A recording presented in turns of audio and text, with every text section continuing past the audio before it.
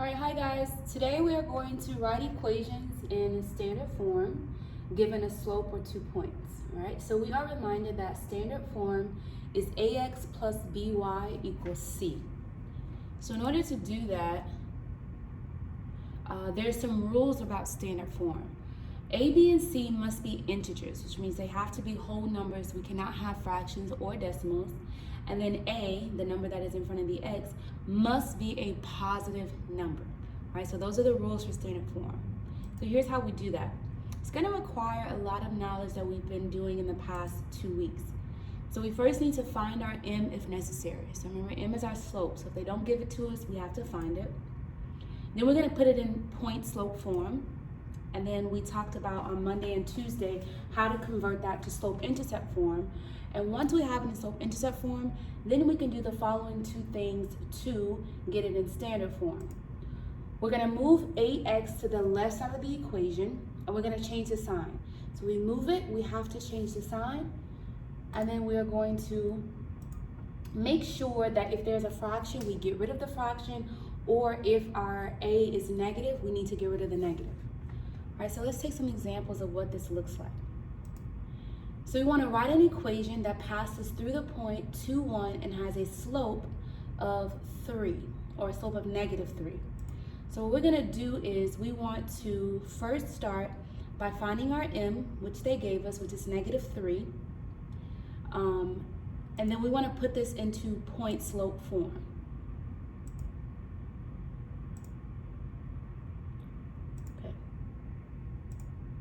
All right, so to put that into point slope form, remember we're going to get y minus 1 is equal to negative 3 times x minus 2. All right, so that is the first step, is putting that into point slope form.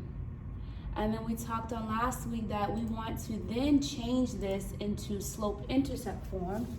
So we will distribute, and so I'm going to get y minus 1 equals negative 3x, and then that's going to give me a positive 6.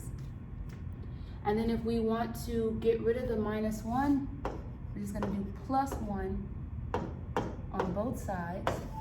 And so we're going to get y is equal to negative 3x plus 7.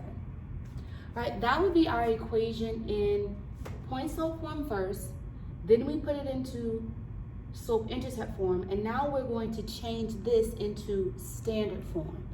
All right, so I'm going to do that on the other side. So to change this into standard form, what we need to do is we're going to move, I'm just going to rewrite it on this side. So we have y is equal to negative 3x plus 7. So we're going to take this negative 3x and we're going to move it to the other side. And remember that when we move it to the other side, we have to change the sign. So if this is negative 3x, it's going to become a positive 3x. We already have a y, so we have a positive y is equal to, and then we move this, so the only thing that's left here is 7. So this is now in standard form, so I check. The a is positive, yes, and there are no fractions or decimals, so this is my answer in standard form. Okay. Let's try another example.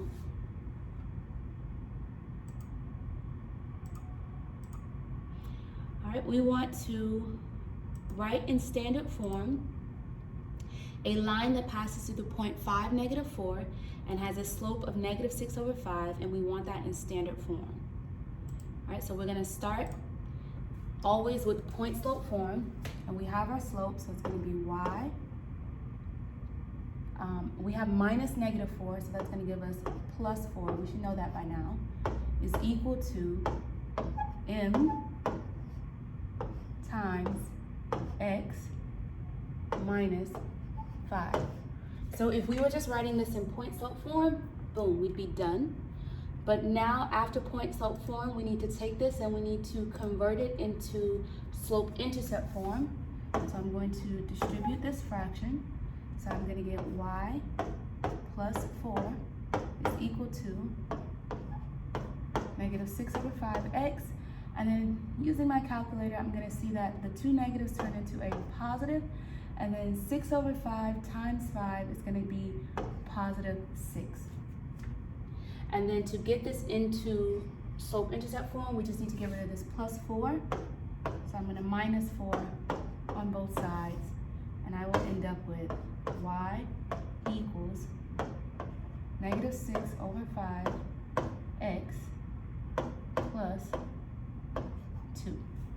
And this will be my equation in slope-intercept form. But I want to get this into standard form, so now I'm going to do that. All right, so I'm going to take our slope-intercept form, and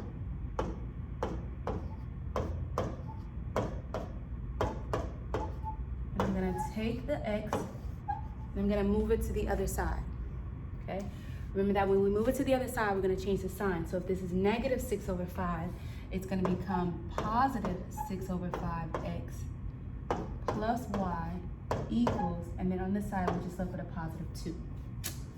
Now, this is almost in standard form, but we remember that this part has to be positive, which it is, but we can't have any fractions. So what we're going to do to get rid of those fractions is that we need to get rid of that 5. So I'm going to multiply everything in here by 5 to make that denominator go away. So everything is going to be times 5. So when I do that, this 5 is going to go away, and I'm just going to be left with 6x. But I have to do that to everything. That's going to give me plus 5y equals, and even here, because it's all inside, that's going to give me 10. And so this would be my answer in standard form. 6x plus 5y equals 10, right? That looks crazy, but that should be a plus sign, right? Not a 4. So 6x plus 5y equals 10. Okay, we're going to take a look at one more example.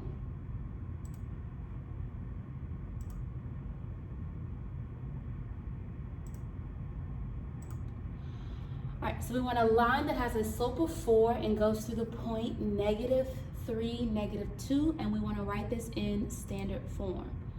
So I'm going to start with point slope form. Y plus 2 is equal to 4 times x plus 3, all right? And just remember, because these are negative, when I plug them in, they become positive. So that's our answer in point slope form. Now I'm going to convert that to slope-intercept form. I'm going to get y plus 2 is equal to 4x plus 12. And then we get the y alone by subtracting 2. So y is equal to 4x plus 10. That went away. So now we have it in slope-intercept form, and I'm going to take it further, and I need to get it into standard form, right? So we start with slope-intercept.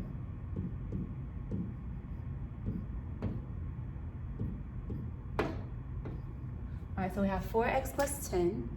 We're going to move our x to the other side. And when I move it to the other side, I have to change the sign, so that's going to become negative 4x. And then we have a positive y is equal to, and we're left with a 10.